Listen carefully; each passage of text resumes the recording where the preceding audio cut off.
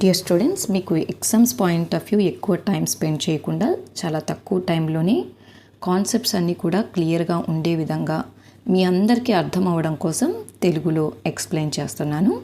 So ఇప్పుడు మనం ఈ వీడియోలో తెలుసుకోబోతున్నటువంటి కాన్సెప్ట్ వచ్చేసి ఎంఈలో సెకండ్ యూనిట్, అంటే మేనేజరియల్ ఎకనామిక్స్లో సెకండ్ యూనిట్.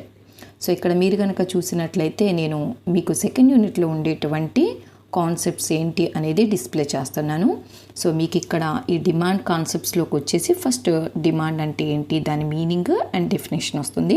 ఆ తర్వాత demand determinants, demand elasticity and types, అలాగే డిమాండ్ ఫోర్కాస్టింగ్ టెక్నిక్స్. సో ఈ వీడియోలో మనం జస్ట్ డిమాండ్ ఇంట్రొడక్షన్, మీనింగ్ ఏంటో చూద్దాం, అలాగే డెఫినేషన్ కూడా చూద్దాం. ఒకసారి ఇంగ్లీష్లో ఇంట్రొడక్షన్, మీనింగ్ చదివి ఆ తర్వాత మీకు తెలుగులో దాన్ని అర్థమయ్యే విధంగా ఎక్స్ప్లెయిన్ చేస్తాను. Demand introduction and meaning. In economics, the word demand is a basic or common word which plays a vital role in day-to-day business activities. The word demand refers to the quantity or extent of need of products or services. ఇక్కడ మీరు కనుక demand introduction, meaning కనుక చూసినట్లయితే in economics the word demand is a basic or common word అనడం జరిగింది. అంటే ఏంటి, అసలు ఎకనామిక్స్ అనేటువంటి సబ్జెక్ట్లో డిమాండ్ అనేటువంటి పదం సర్వసాధారణంగా ఎక్కువగా వాడేటువంటి పదం. అలాగే ఈ డిమాండ్ అనేటువంటి పదం ప్రతినిత్యం వ్యాపారంలో చాలా ఉపయోగకరంగా ఉండేటువంటి కాన్సెప్ట్. సో బేసిక్ మీనింగ్ ఏంటి అంటే, ఒక ఎక్స్టెంట్ ఆఫ్ నీడ్ అంటే మీకు ఎంతవరకు అవసరం అనేది అంచనా వేయటాన్ని డిమాండ్ అంటారు. సపోజ్ ఒక ఫ్యామిలీలో నలుగురు ఉన్నారనుకోండి, ఆ నలుగురికి ఒక పూట వంట చేయడం కోసం రైస్ 500 grams కావాల్సి వస్తే అది ఆ ఫ్యామిలీకి ఆ పూట ఉన్నటువంటి రిక్వైర్మెంట్ లేదా నీడ్.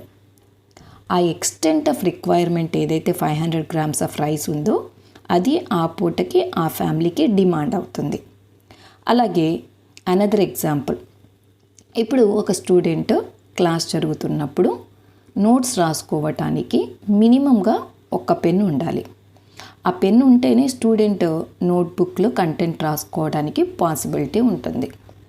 ఆ 1 పెన్ కాకుండా ఎక్సెస్ తీసుకొని రావటం, అంటే ఒక స్పేర్ పెన్ని మెయింటైన్ చేయటం అనేది it is more than demand. అంటే అవసరానికి మించి మనం ప్రతి ఒక్కరం కూడా నిత్య జీవితంలో మనం తెచ్చుకునేటువంటి ప్రతి నిత్య అవసరాలు, అంటే కూరగాయలైనా, సరుకులైనా, లేదా ఇతరత్ర మందులైనా, కాస్మెటిక్స్ అయినా, వీటన్నింటినీ కూడా ఎగ్జాక్ట్గా మనకి ఎంత అవసరమో అంత మాత్రమే కొనము, అంతకు మించి కొంటూ ఉంటాం. బట్ మనకి ఎంతైతే అవసరమో దాన్ని డిమాండ్ అంటారన్నమాట. సో అంతటితో మీకు డిమాండ్ మీనింగ్ అంటే ఏంటో తెలిసి వచ్చింది. సో అలాగే ఇప్పుడు మనము డిమాండ్కి సంబంధించి డెఫినేషన్ ఏంటో కూడా తెలుసుకోవాలి. సరే, డెఫినేషన్ అనేది ఎక్కడి నుంచి పుట్టుకొస్తుంది? డెఫినేషన్ అనేది మీనింగ్ నుంచే పుట్టుకొస్తుంది. సో ఇప్పుడు మీరు డిమాండ్ డెఫినేషన్ కనుక చూసినట్లయితే, demand is the extent of need or requirement. ఇక్కడ డెఫినేషన్ రాశాను, ఏమని రాశాను? Demand is the extent of need or requirement. మనకెంత అవసరం ఉందో ఆ మోతాదుని మనం డిమాండ్ అంటాం. అయితే ఎప్పుడైనా కానీ ఒక పర్సన్ ఒక ప్రోడక్ట్ని కానివ్వండి, లేదా ఒక సర్వీస్ని కానివ్వండి, కొనేటప్పుడు తనకి ఎంత డిమాండ్ ఉన్నది అనేది అంచనా వేసుకున్న తర్వాతే కొంటాడు. దాన్ని డిమాండ్ ఫోర్కాస్టింగ్ అంటారు. అయితే డిమాండ్ని మనం మరి ఎలా లెక్కించాలి అంటే, demand can be illustrated by considering the market position. అంటే మార్కెట్లో ఆ ప్రోడక్ట్ అవైలబిలిటీ ఎలా ఉంది, ఆ ప్రోడక్ట్కి కాంపిటీటర్స్ ఎలా ఉన్నారు, దాని డిస్ట్రిబ్యూషన్ ఎలా ఉంది, దాని రేట్ ఎలా ఉంది, అలాగే దాని క్వాలిటీ ఎలా ఉంది, క్వాంటిటీ ఎలా ఉంది, ఇవన్నీ కన్సిడర్ చేసిన తర్వాత మాత్రమే మనం ఆ ప్రోడక్ట్ని కొనాలా వద్దా అనేది నిర్దేశించుకుంటాం. వాటిని డిమాండ్ డిటర్మినెంట్స్ అంటారు. డిటర్మినెంట్స్ అంటే నిర్దేశించేవి. నాకు ఇప్పుడు 1 kg బంగారం కొనుక్కోవాలి అని కోరుకుంటుంది. బట్ నేను కేజీ బంగారాన్ని కొనుక్కోలేను, ఎందుకంటే అది నా స్థితికి మించింది కాబట్టి. ఇక్కడ నేను బంగారం యొక్క ధరని కూడా అంచనా వేసుకుంటున్నాను, దానితో పాటు నా సామర్థ్యాన్ని కూడా అంచనా వేసుకుంటున్నాను.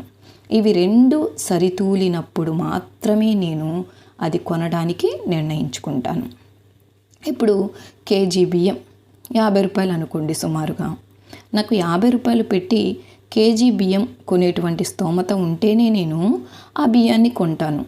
లేదు అంటే అంతకంటే తక్కువ ధరలో ఉంటూ నాకు కావలసినంత పరిమాణాన్ని కొనుక్కుంటాను. అంటే సమాజంలో ప్రతి ఒక్కరు కూడా స్థితిమంతులే ఉండరు. కొన్ని పరిస్థితుల్లో కొంతమంది సర్వసాధారణంగా రేషన్ బియ్యాన్ని కూడా తింటూ ఉంటారు.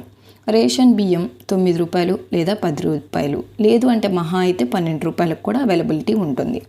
బట్ సిచ్యువేషన్ని బట్టి ప్రోడక్ట్ మనకి సూటబుల్ అవునా కాదా అనేది నిర్ణయించుకుంటాం.